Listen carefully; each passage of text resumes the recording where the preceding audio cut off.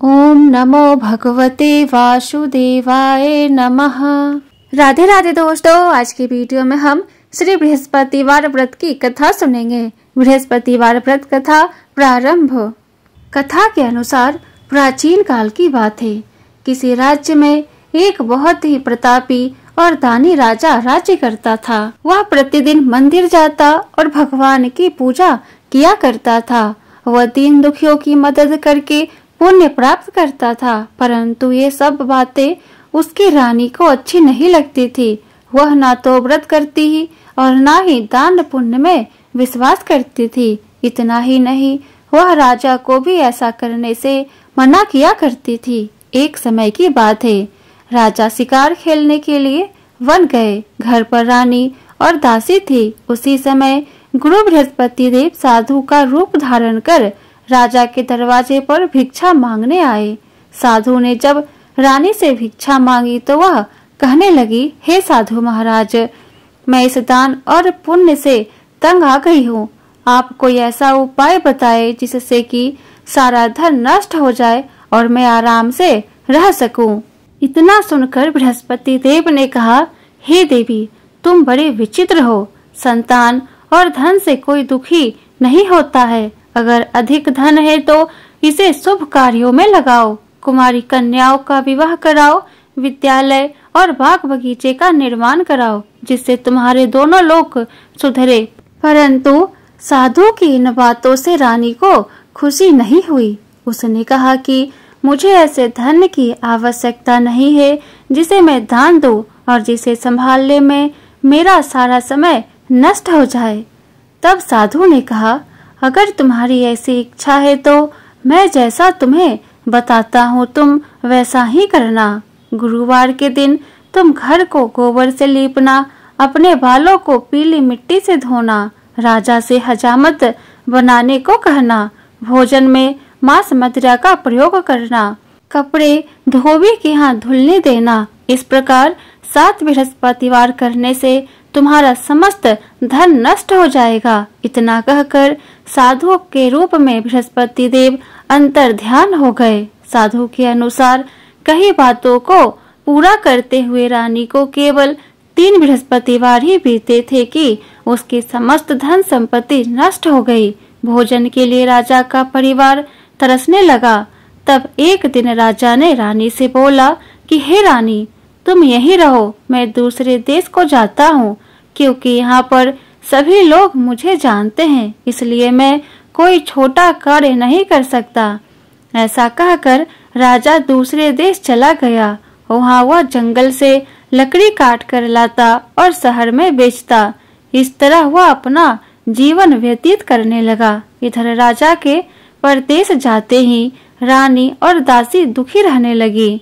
एक बार जब रानी और दासी को 7 दिन तक बिना भोजन के रहना पड़ा तो रानी ने अपनी दासी से कहा, हे दासी, पास के नगर में मेरी बहन रहती है, वह बड़ी धनवान है, तू उसके पास जा और कुछ ले आ ताकि थोड़ी बहुत गुजर बसर हो जाए। दासी रानी की बहन के पास गई। उस दिन गुरुवार था और रानी की बहन उस समय बृहस्पतिवार व्रत की कथा सुन रही थी। दासी ने रानी की बहन को अपनी रानी का संदेश दिया, लेकिन रानी की बड़ी बहन ने कोई उत्तर नहीं दिया।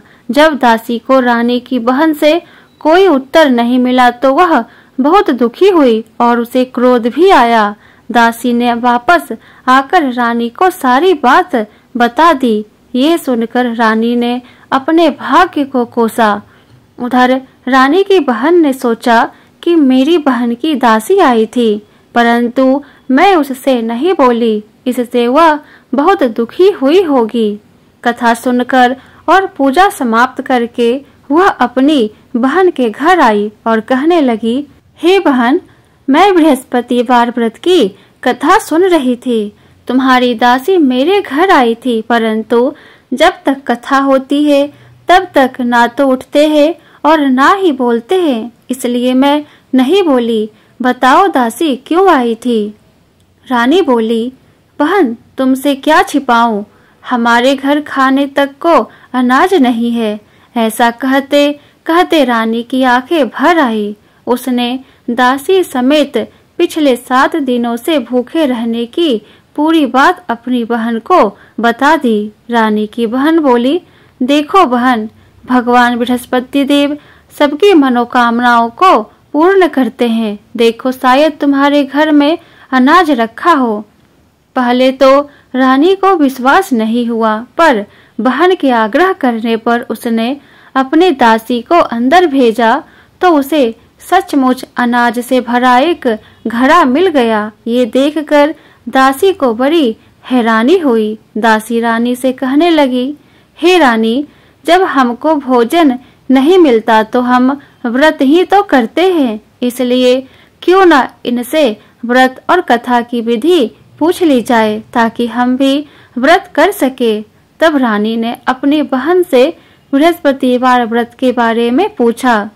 उसकी बहन ने बताया, बृहस्पतिवार के व्रत में चने की दाल और मुनक्का केले की जड़ में अर्पित करे तथा दीपक जलाए, व्रत कथा सुने और पीला भोजन ही करे। इससे बृहस्पति देव और भगवान विष्णु प्रसन्न होते हैं। व्रत और पूजा की विधि बताकर रानी की बहन अपने घर को लौट आई। 7 दिन बाद जब गुरुवार आया तो रानी और दासी ने व्रत रखा। वह घुड़साल में जाकर चना और गुड़ लेकर आई। फिर उससे केले की जड़ तथा विष्णु भगवान की पूजा की। अब पीला भोजन की चिंता को लेकर दोनों बहुत दुखी हुई। चूंकि उन्होंने व्रत रखा था, इसलिए बृहस्पति देव उनसे प्रसन्न थे। वह एक साधारण व्यक्ति के रूप धारण कर 2 थालों में सुंदर पीला भोजन लेकर आए और दासी को देकर कहे, यह तुम्हारे और रानी के लिए है। दासी भोजन पाकर बहुत प्रसन्न हुई और फिर रानी से कहने लगी, रानी जी, भोजन कर लो। रानी ने कहा, क्यों हमारी हंसी उड़ाती है? तो दासी ने कहा, एक ब्राह्मण हम दोनों के लिए 2 थालों में पीला भोजन दिया है। यह सुन रानी और दासी दोनों प्रसन्न होकर भोजन ग्रहण किए। इसके बाद से रानी और दासी सभी गुरुवार का व्रत और पूजन करने लगी। बृहस्पति देव की कृपा से उनके पास फिर से धन संपत्ति आ गई, परंतु रानी फिर से पहले की तरह आलस्य करने लगी। तब दासी बोली, देखो रानी, तुम पहले भी इस प्रकार आलस्य करती थी। तुम्हें धन रखने में कष्ट होता था, इसी कारण सभी धन नष्ट हो गया, और अब जब देव बृहस्पति की कृपा से धन मिला है तो तुम्हें फिर से आलस्य होने लगा। रानी को समझाते हुए दासी कहती है कि बड़ी मुसीबतों के बाद हमने यह धन पाया, इसलिए हमें दान पुण्य करना चाहिए, भूखों को भोजन कराना चाहिए और धन को शुभ कार्यों में खर्च करना चाहिए। इससे तुम्हारे कुल का यश बढ़ेगा, स्वर्ग की प्राप्ति होगी और पितृ प्रसन्न होंगे। दासी की बात मानकर रानी अपना धन शुभ कार्यों में खर्च करने लगी, जिससे पूरे नगर में उसका यश फैलने लगा। एक दिन रानी और दासी विचार करने लगे कि ना जाने राजा किस दशा में होंगे, उनकी कोई खबर नहीं है। गुरु भगवान से उन्होंने प्रार्थना की और भगवान ने रात्रि में राजा को सपन में कहा, हे राजा, उठ, तेरी रानी तुझको याद करती है, अपने देश को चला जा। राजा प्रातः काल उठा और विचार करने लगा कि स्त्री जाति खाने और पहनने की साथी होती है, परंतु भगवान की आज्ञा मानकर वह अपने नगर के लिए चलने को तैयार हुआ। इससे पूर्व जब राजा परदेश चला गया था तो परदेश में दुखी रहने लगा। प्रतिदिन जंगल में से लकड़ी काट कर लाता और उन्हें शहर में बेचकर अपने दुखी जीवन को बहुत कठिनता से व्यतीत करता था। एक दिन राजा दुखी हो अपनी पुरानी बातों को याद करके रोने लगा। तब उस जंगल में बृहस्पति देव एक साधु का रूप धारण कर आए और राजा के पास आकर बोले, हे लकड़हारे, तुम इस सुनसान जंगल में किस चिंता में बैठे हो, मुझको बतलाओ। यह सुन राजा के नेत्रों में आंसू भर आए और साधु को वंदना कर बोला, हे प्रभु, आप सब कुछ जानने वाले हो। इतना कहकर साधु को अपनी संपूर्ण कहानी सुना दी। महात्मा दयालु होते हैं। वे राजा से बोले, हे राजा, तुम्हारी स्त्री ने बृहस्पति देव का अपराध किया था, जिस कारण तुम्हारी यह दशा हुई। अब तुम किसी प्रकार की चिंता मत करो, भगवान तुम्हें पहले से अधिक धन देगा। देखो, तुम्हारी स्त्री ने बृहस्पतिवार का व्रत प्रारंभ कर दिया है और तुम मेरा कहा मानकर बृहस्पतिवार को व्रत करके चने की दाल, गुड़ और जल को लोटे में डालकर केले का पूजन करो, फिर कथा कहो अथवा सुनो। भगवान तुम्हारी सब मनोकामनाओं को पूर्ण करेंगे। साधु को प्रसन्न देखकर राजा बोला, हे प्रभु, मुझे लकड़ी बेचकर इतना पैसा नहीं मिलता जिससे भोजन करने के उपरांत कुछ बचा सकूं। मैंने रात्रि में अपनी रानी को व्याकुल देखा है। मेरे पास कुछ भी नहीं जिससे उसकी खबर मंगवा सकूं, और फिर मैं कौन सी कहानी कहूं, यह मुझको कुछ भी मालूम नहीं है। साधु ने कहा, हे राजा, तुम किसी बात की चिंता मत करो। बृहस्पतिवार के दिन तुम रोजाना की तरह लकड़ियां लेकर शहर को जाओ। तुमको रोज से दुगना धन प्राप्त होगा, जिससे तुम भली भांति भोजन कर लोगे तथा बृहस्पति देव की पूजा का सामान भी आ जाएगा। बृहस्पति देव की कहानी इस प्रकार है। प्राचीन काल में एक ब्राह्मण था। वह बहुत ही निर्धन था। उसके कोई भी संतान नहीं थे। उसकी स्त्री बहुत मालिनता के साथ रहती थी। वह न स्नान करती, न किसी देवता का पूजन करती। प्रातः काल उठते ही सर्वप्रथम भोजन करती, बाद में कोई अन्य कार्य करती थी। इससे ब्राह्मण देवता बहुत दुखी थे। बेचारे बहुत कुछ कहते, किंतु उसका कोई परिणाम न निकला। भगवान की कृपा से ब्राह्मण की स्त्री के कन्या रूपी रत्न पैदा हुआ और वह कन्या अपने पिता के घर में बड़ी होने लगी। वह बालिका प्रातः स्नान करके विष्णु भगवान का जाप करने लगी, बृहस्पतिवार का व्रत करने लगी। अपने पूजा पाठ को समाप्त करके स्कूल जाती तो अपनी मुट्ठी में जौ भरकर ले जाती और पाठशाला जाने के मार्ग में डालती जाती। वही जौ स्वर्ण के हो जाते तो लौटते समय उनको बीनकर घर ले आती थी। एक दिन वह बालिका सूप में उन सोने के जौ को फटक कर साफ कर रही थी। तभी उसकी माँ ने देख लिया और कहा, हे बेटी, सोने के जौ को फटकने के लिए सोने का सूप होना चाहिए। दूसरे दिन गुरुवार था। इस कन्या ने व्रत रखा और बृहस्पति देव से प्रार्थना करके कहा, हे प्रभु, मैंने आपकी पूजा सच्चे मन से की हो तो मेरे लिए सोने का सूप दे दो। बृहस्पति देव ने उसकी प्रार्थना स्वीकार कर ली। रोजाना की तरह वह कन्या जौ फैलाती हुई जाने लगी।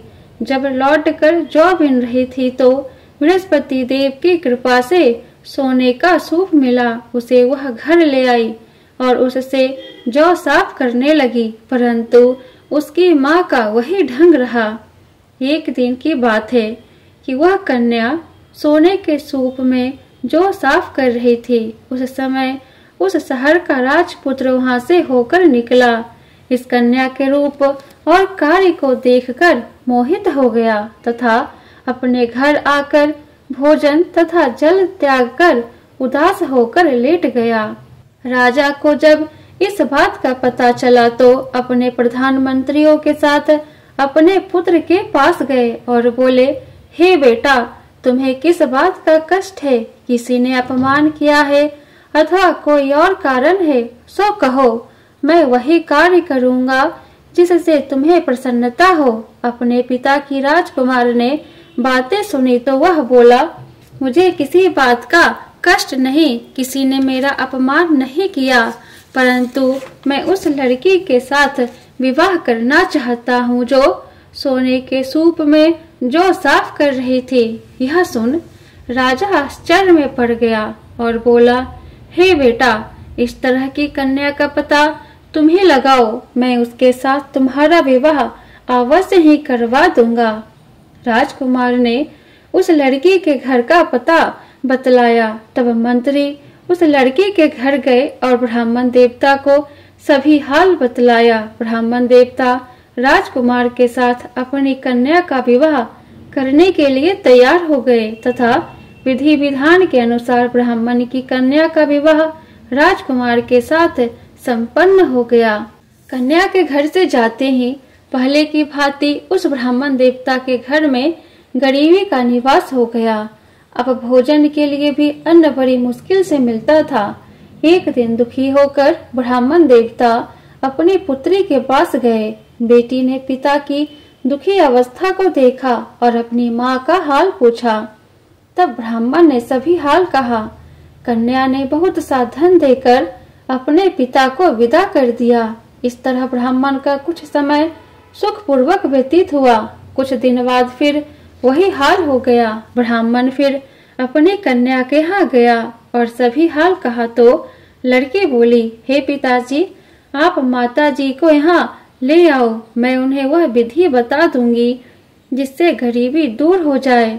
वह ब्राह्मण देवता अपनी स्त्री को साथ लेकर पहुँचे तो पुत्री अपनी माँ को समझाने लगी, हे माँ, तुम प्रातः काल उठकर प्रथम स्नान आदि करके विष्णु भगवान का पूजन करो तो सब दरिद्रता दूर हो जाएगी। परंतु उसकी माँ ने एक भी बात नहीं मानी और प्रातः काल उठकर अपनी पुत्री के बच्चों का जूठन खा लेती थी। एक दिन उसकी पुत्री को बहुत गुस्सा आया और एक रात कोठरी से सभी सामान निकाल दिया और अपनी माँ को उसमें बंद कर दिया। प्रातः काल उसमें से उसे निकाला तथा स्नान आदि करा के पूजा पाठ करवाया तो उसकी माँ की भी बुद्धि ठीक हो गई और फिर प्रत्येक बृहस्पतिवार को व्रत रखने लगी। इस व्रत के प्रभाव से उसकी माँ भी बहुत ही धनवान तथा पुत्रवती हो गई और बृहस्पति देव की कृपा से स्वर्ग को प्राप्त हुई तथा वह ब्राह्मण भी सुखपूर्वक इस लोक के सुख भोग कर स्वर्ग को प्राप्त हुए। इस तरह कहानी कहकर साधु देवता वहां से अंतर ध्यान हो गए। धीरे धीरे समय व्यतीत होने पर फिर बृहस्पतिवार का दिन आया। राजा जंगल से लकड़ी काटकर किसी शहर में बेचने गया। उसे उस दिन और दिनों से अधिक धन मिला। राजा ने चना गुड़ आदि लाकर बृहस्पतिवार का व्रत किया। उस दिन से उसके सभी कलेश दूर हुए। परंतु जब दोबारा गुरुवार का दिन आया तो बृहस्पतिवार का व्रत करना भूल गया। इस कारण बृहस्पति भगवान नाराज हो गए। उस दिन उस नगर के राजा ने विशाल यज्ञ का आयोजन किया तथा शहर में यह घोषणा करा दी कि कोई भी मनुष्य अपने घर भोजन न बनावे तथा आग भी न जलावे। समस्त लोग मेरे यहाँ भोजन करने आवे। इस आज्ञा को जो न मानेगा उसके लिए फांसी की सजा दी जाएगी। इसी तरह की घोषणा संपूर्ण नगर में करवा दी गई। राजा की आज्ञा अनुसार शहर के सभी लोग भोजन करने गए, लेकिन लकड़हारा कुछ देर से पहुंचा, इसलिए राजा उसको अपने साथ घर लिवा ले गया और ले जाकर भोजन करा रहे थे तो रानी की दृष्टि उस खूंटी पर पड़ी जिस पर उसका हार लटका हुआ था। वह वहां पर दिखाई नहीं दिया।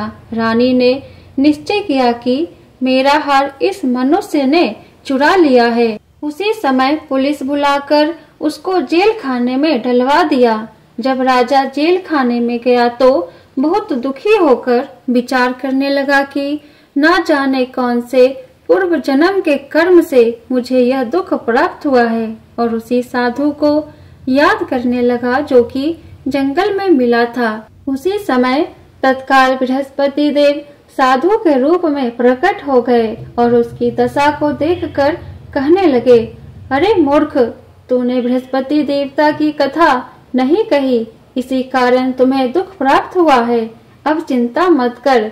बृहस्पतिवार के दिन जेल खाने के दरवाजे पर 4 पैसे पड़े मिलेंगे, उनसे तू बृहस्पति देव की पूजा करना, तेरे सभी कष्ट दूर हो जाएगी। बृहस्पतिवार के रोज उसे 4 पैसे मिले। राजा ने कथा कही। उसी रात्रि को बृहस्पति देव ने उस नगर के राजा को स्वप्न में कहा, हे राजा, तुमने जिस आदमी को जेल खाने में बंद कर दिया है वह निर्दोष है, वह राजा है, उसे छोड़ देना। रानी का हाल उसी खूंटी पर लटका हुआ है। अगर तू ऐसा नहीं करेगा तो मैं तेरे राज्य को नष्ट कर दूंगा। इस तरह के रात्रि स्वप्न को देख राजा जब प्रातः काल उठा और खूंटी पर हार टंगा देखकर लकड़हारे को बुलवाकर क्षमा मांगी तथा राजा के योग्य सुंदर वस्त्र आभूषण देकर विदा किया। गुरुदेव की आज्ञा अनुसार राजा अपने नगर को चल दिया। राजा जब नगर के निकट पहुंचा तो उसे बड़ा ही आश्चर्य हुआ। नगर में पहले से अधिक बाग, तालाब और कुएं तथा बहुत सी धर्मशालाएं आदि बने हुए थे। राजा ने पूछा कि यह किसका बाग और धर्मशाला है। तब नगर के सब लोग कहने लगे कि यह सब रानी और दासी के हैं। तो राजा को आश्चर्य हुआ और गुस्सा भी आया। जब रानी ने यह खबर सुनी कि राजा आ रहे हैं तो उसने अपनी दासी से कहा कि हे दासी, देख राजा हमको कितनी बुरी हालत में छोड़ गए थे। वह हमारी ऐसी हालत देखकर लौट ना जाए, इसलिए तू दरवाजे पर खड़ी हो जा। आज्ञा अनुसार दासी दरवाजे पर खड़ी हो गई और राजा आए तो उन्हें अपने साथ ले आई। तब राजा ने क्रोध करके अपनी तलवार निकाली और पूछने लगे, यह बताओ कि यह धन तुम्हें कैसे प्राप्त हुआ है। तब उन्होंने कहा, हमें यह सब धन बृहस्पति देव के इस व्रत के प्रभाव से प्राप्त हुआ है।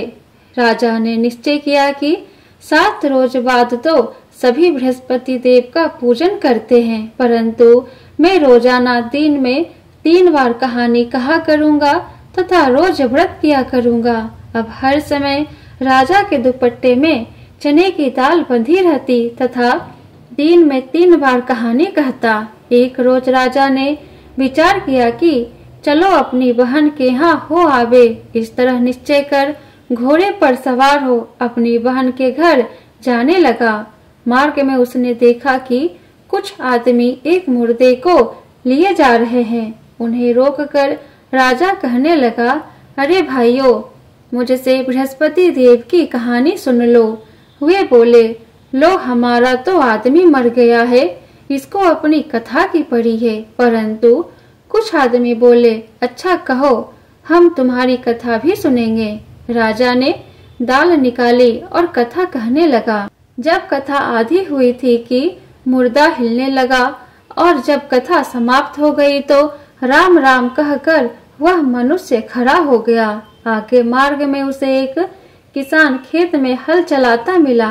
राजा ने उसे देखा और उससे बोला, अरे भैया, तुम मुझसे बृहस्पतिवार की कथा सुन लो।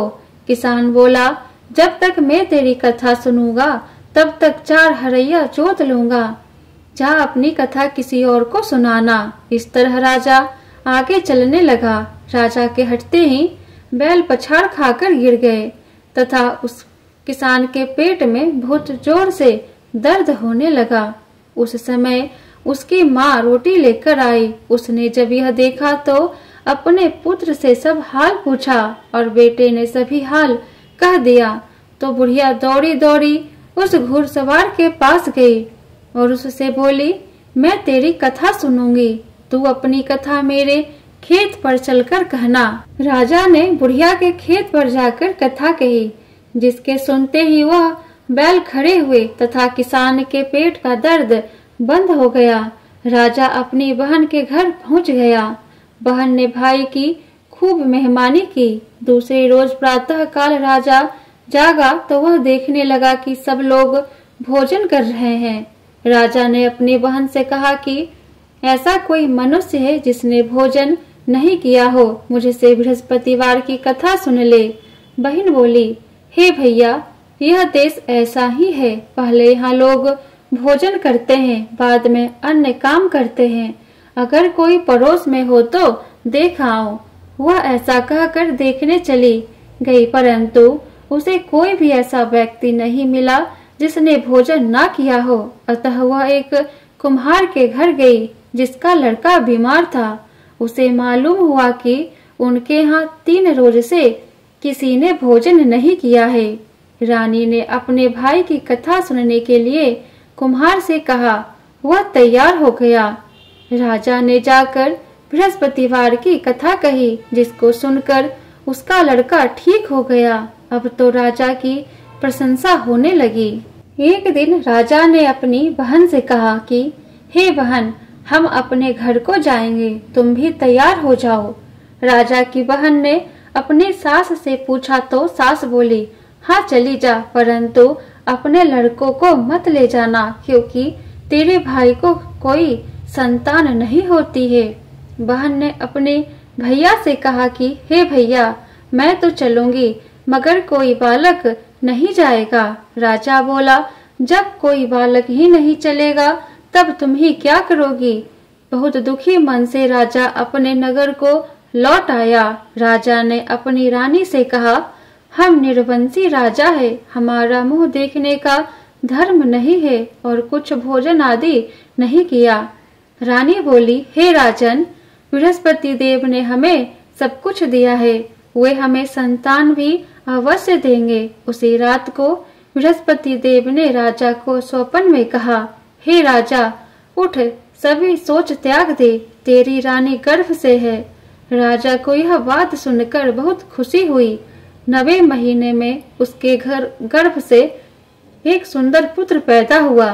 तब राजा बोला, हे रानी, स्त्री बिना भोजन के रह सकती है, पर बिना कुछ कहे नहीं रह सकती। जब मेरी बहन आवे तो तुम उससे कुछ न कहना। रानी ने सुनकर हाँ कर दी। जब राजा की बहन ने यह शुभ समाचार सुना तो वह बहुत खुश हुई तथा बधाई लेकर अपने भाई के यहाँ आई। तभी रानी ने कहा, घोड़ा चढ़कर तो नहीं आई, गधा चढ़कर आई। राजा की बहन बोली, भाभी, मैं इस प्रकार ना कहती तो तुम्हें औलाद कैसे मिलती। बृहस्पति देव ऐसे ही है, जैसी जिसके मन में कामनाएं होती है सभी को पूर्ण करते हैं।